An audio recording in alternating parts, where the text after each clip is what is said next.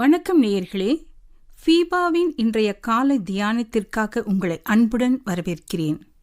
FIBA நேயர்களுக்கு அன்பின் வாழ்த்துக்களை தெரிவித்துக் கொள்கிறேன். இந்த நாளிலும் யோவான் எழுதின சுவிசேஷம் 17வது அதிகாரம் முதல் 12 வசனங்களை நாம் தியானிக்க இருக்கிறோம்.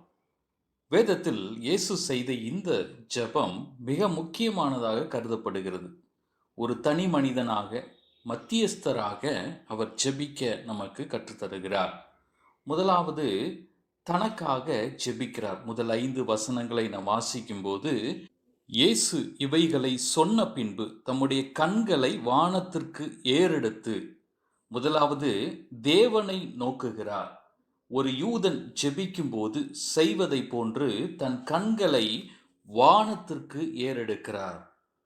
சங்கீதம் 121 முதல் வசனத்தில் நாம் வாசிக்கிறோம், எனக்கு ஒத்தாசை வரும் பர்வதங்களுக்கு நேராக என் கண்களை ஏறெடுக்கிறேன்.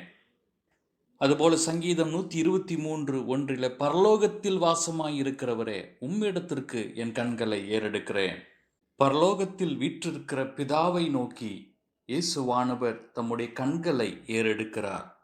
இரண்டாவதாக 2வது 3வது வசனங்களை நான் வாசிக்கும் போது, பிதாவே வேலை வந்தது, நீர் உம்முடைய குமாரனுக்கு தந்தருளின யாவருக்கும் அவர் நித்திய ஜீவனை கொடுக்கும் பொருட்டு மாம்சமான யாவர் மேலும் நீர் அவருக்கு அதிகாரம் கொடுத்தபடியே உம்முடைய குமாரன் உம்மை மகிமைப்படுத்தும்படிக்கு நீர் உம்முடைய குமாரனை மகிமைப்படுத்தும். ஒன்றான மெய் தேவனாகிய உம்மையும் நீர் அனுப்பினவராகிய இயேசு கிறிஸ்துவையும் அறிவதே நித்திய ஜீவன். தேவனை வேண்டுகிறார். இயேசு தனது தேவைகளுக்காக ஜெபிக்கவில்லை. இந்த ஜெபத்தில் எவ்வித சுயநலமோ பிடிவாதமோ புலம்பலோ பரிதாப உணர்வோ இல்லை. எனக்கு அருமையானவர்களே, நம்முடைய ஜெபங்கள் பெரும்பாலும் நமக்காக சுயநலத்தோடு நம் தேவைகளுக்காக நாம் ஜெபிக்கிறோம். ஆனால் இங்கே ஆண்டவருடைய ஜெபத்தை பாருங்கள். உம்முடைய குமாரன் உம்மை மகிமைப்படுத்தும்படிக்கு நீர் உம்முடைய குமாரனை மகிமைப்படுத்தும் என்று வேண்டுகிறார். பிதாவை மகிமைப்படுத்துவதே அவருடைய நோக்கமாயிருந்தது. மூன்றாவதாக தேவனிடம் கணக்கு ஒப்புவிக்கிறார். 4வது 5வது வசனங்களை நான் உங்களுக்காக வாசிக்கிறேன். பூமியிலே நான் உம்மை மகிமைப்படுத்தினேன், நான் செய்யும்படி நீர் எனக்கு நியமித்த கிரியையை செய்து முடித்தேன்.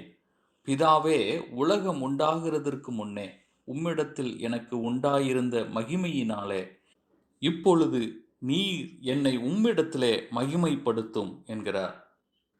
தனக்கு கொடுக்கப்பட்ட கடமையை முடித்த உணர்வோடு பிதாவே வேலை வந்தது என்று அவரிடம் ஒப்படைத்து ஜெபிக்கிறார். இங்கு அவர் கூறும் மகிமைப்படுத்தினேன், செய்து முடித்தேன், வெளிப்படுத்தினேன் என்ற வார்த்தைகளை நாம் கவனிக்க அழைக்கப்படுகிறோம்.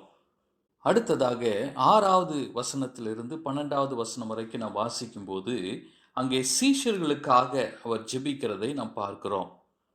சீஷர்களை பற்றி இயேசு ஜெபிக்கும் போது 3 குறிப்புகளை கூறுகிறார். முதலாவது பிதாவினால் தெரிந்து கொள்ளப்பட்டவர்கள், 2வது வசனத்தை கை கொள்பவர்கள், 3வது விசுவாசம் உடையவர்கள்.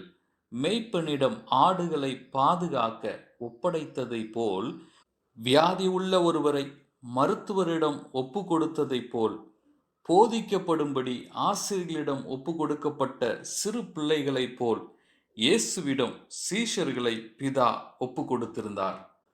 எனக்கு அருமையான கர்த்தருடைய பிள்ளைகளே, நம்முடைய வாழ்க்கையும் நாம் கர்த்தரிடத்தில் ஒப்பு கொடுக்கப்பட்டவர்களாய், நாம் தெரிந்து கொள்ளப்பட்டவர்களாய், வசனத்தை கை கொள்கிறவர்களாய், விசுவாசம் உடையவர்களாய் கர்த்தராகிய இயேசு கிறிஸ்துவின் இடத்துல நம்முடைய வாழ்க்கையை நாம் ஒப்பு கொடுத்திருக்கிறோமா சிந்தித்து பார்க்க நாம் அழைக்கப்படுகிறோம். 2வது, கர்த்தராகிய இயேசு கிறிஸ்து தம்முடைய சீஷர்களுக்கு தேவ வார்த்தையை அவர்களுக்கு கொடுத்தார். 3வதாக சீஷர்களை தனித்தனியாக அல்ல, அவர்கள் இவ்வுலகத்தின் பிரதிநிதிகள் என்ற நோக்கில் ஜெபிக்கிறார். அவர்கள் உலகத்தில் இருக்கிறார்கள். அவர்களுக்கு முதலாவது பாதுகாப்பு வேண்டும், 2வது அவர்கள் ஒன்றாயிருக்க வேண்டும் என்று ஜெபத்தை ஏறெடுக்கிறதை நாம் இங்கே பார்க்கிறோம். எனக்கு அருமையானவர்களே, கிறிஸ்து நமக்காக ஜெபித்தது போல நாமும் மற்றவர்களுக்காக ஜெபிக்க அழைக்கப்படுகிறோம். கிறிஸ்துவின் ஜெபத்தில் எதிர்மறையான வார்த்தைகள் இல்லை.